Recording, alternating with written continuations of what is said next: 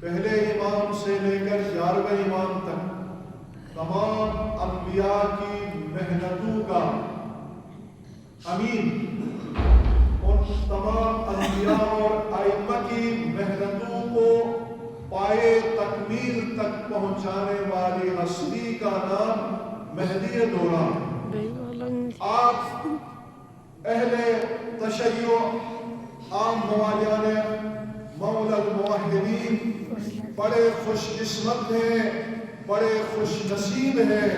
یوں تو اس وقت پوری دنیا زرتش سے لے کر ہنوز سے لے کر یہودی ہوں، مسیح ہوں، ہندو ہوں، سکھ ہوں، پنجت ہوں، یہ سب کے سب کسی نہ کسی منجی عالم بشریت کے آنے کے منتظر ہیں، لیکن مختلف انداز ہے ان کا۔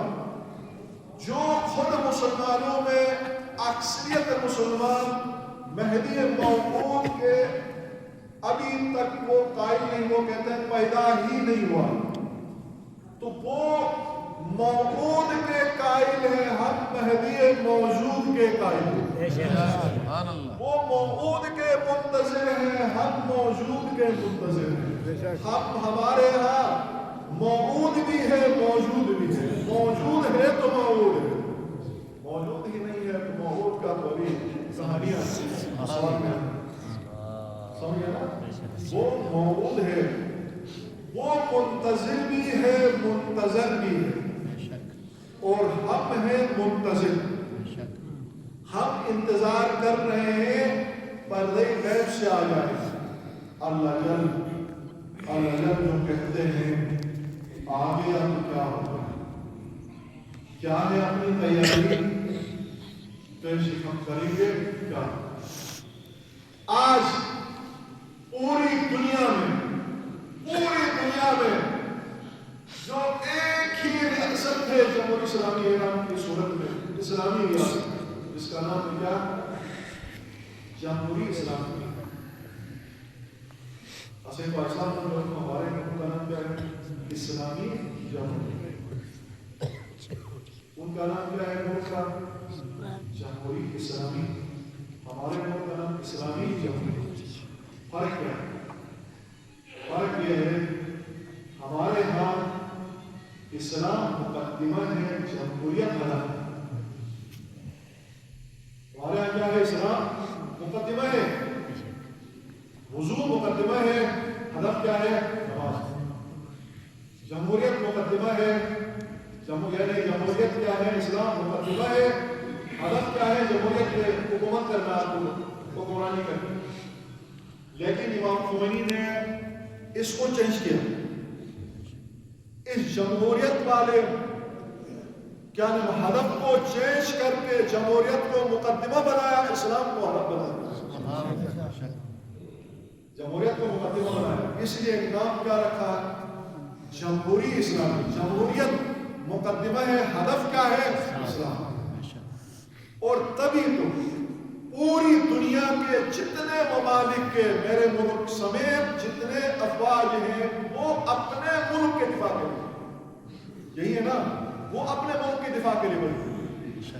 لیکن وہاں اس جمہوری نظام کے اندر جو مخصوص سربازان ہیں، وہ شرع امام زمانہ جو فوج ہے، وہ امام زمانہ کی حکومت کے لیے پیش گئے ہیں۔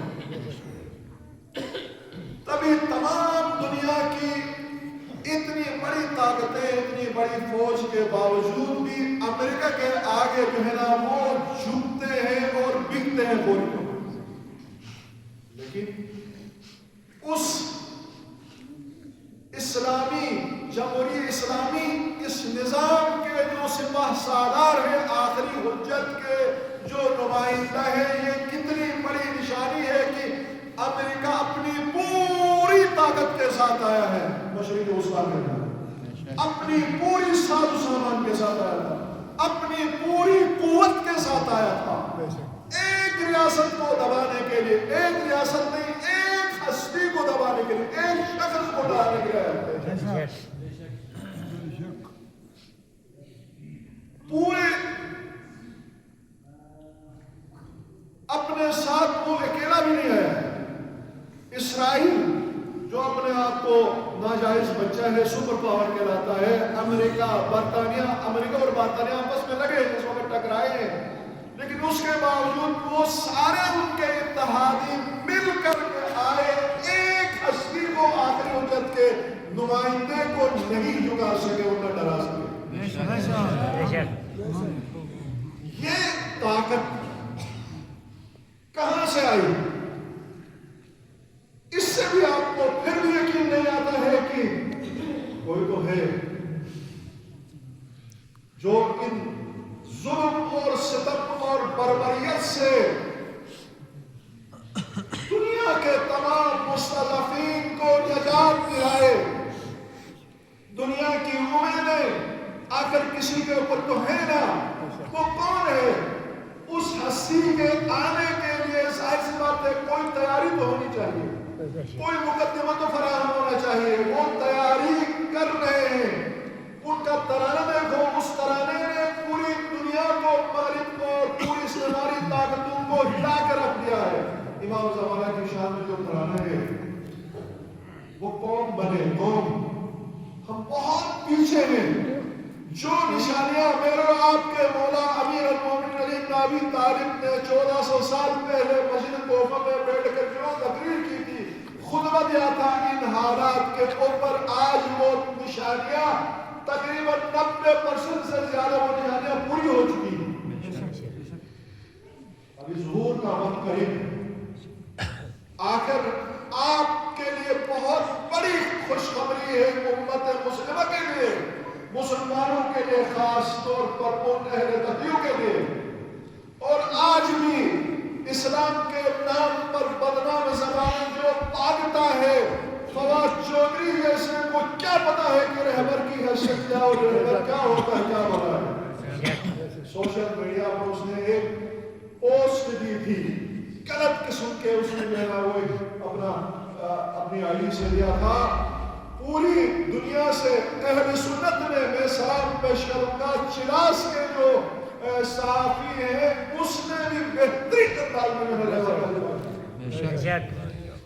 رہبر صرف شیعوں کے رہبر نہیں، بلکہ یہ حجت خدا کے نمائندے پورے عالم اسلام کے، جہاں بھی فلسطین ہو، شام ہو، عراق ہو، جہاں کہیں بھی ظلم ہو رہا ہو، ان کا جگر جو ہے نا وہ خون ہوتا ہے، وہ دکھ محسوس کرتے ہیں، وہ غم محسوس کرتے ہیں۔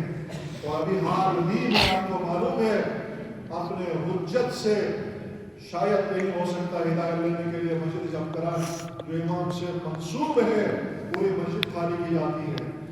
47 سال ہوئے ہیں، 47 سال دنیا کی پوری طاقت اس سید بزرگوار کو صحنے سے ہٹانے کے لیے اس کے پیچھے پڑی ہے، اپنی تمام انرجی، لاکھوں اربوں ڈالر خرچ کیے ہیں، دھماکہ ہوا، خادشہ ہوا، اسی طریقے سے نہ ہاتھ کا علاج کروانے کے لیے کسی ریاست گئے، سمجھے نا، جیسے اپنے ہاسپٹل میں کہا کہ میں اسی شل ہاتھ کے ساتھ دینا وہ اپنی ہدایت کو بلانا، اس کے اوپر جو ہے نا وہ ہاتھ اٹھاتے ہیں۔ جب اس کا ایک نمائندہ 313 میں سے ہو سکتا ہے شاید یہی ہو، سید خراسانی جو روایت بتائی مولا امیر المومنین نے، ائمہ معصومین سے جو روایت ہے، سید خراسانی جو اس پہاڑ سے بھی زیادہ مضبوط ہوگا، ہو سکتا ہے خراسان ہی کے تو ممکن ہی نہیں ہو، این ممکن نہیں کہ سید خراسانی ہو۔ 313 امام کے سپاہ سالار، امام کے یعنی نمائندے 313 کا جو فکر ہے، جنگ بدر میں مسلمانوں کی تعداد 313 تھی، وہی فکر پہلے امام زمانہ کے پوری دنیا کے نظام چلانے کے لیے آپ کی جو ایگزیکٹو باڈی ہوگی، اس باڈی کی تعداد 313 وہ 313 اتنے مضبوط اور اتنے محکم ہیں، آج ایک رہبر نے پوری دنیا کو نچایا ہے، تو اس طرح کے 313 ان کے بچا عالم ہوگا، یا اس طرح کے 313 کا فکر ہوگا، تو دنیا کا نقش چینج ہوگا نہیں ہوگا، دنیا میں عدل ہی عدل قائم ہوگا، اور ظلم کا کیا ہے بساط ظلم کی جو ہے نا وہ سمٹ جائے گی اور ظالم جو ہے نا اپنے منہ کی کھائے گا. ہم فخر کرتے ہیں کسی امام کو کسی رسول کو ہم نے نہیں دیکھا لیکن اس کے نائب کو ایک مرجع عالی قدر کو دیکھا. اس کی شجاعت اس کی ہمت اس کے بہادری اس کا تقوی اس کی پرہیزگاری کو ہم دیکھتے ہیں تو ہمیں رشک آتا ہے.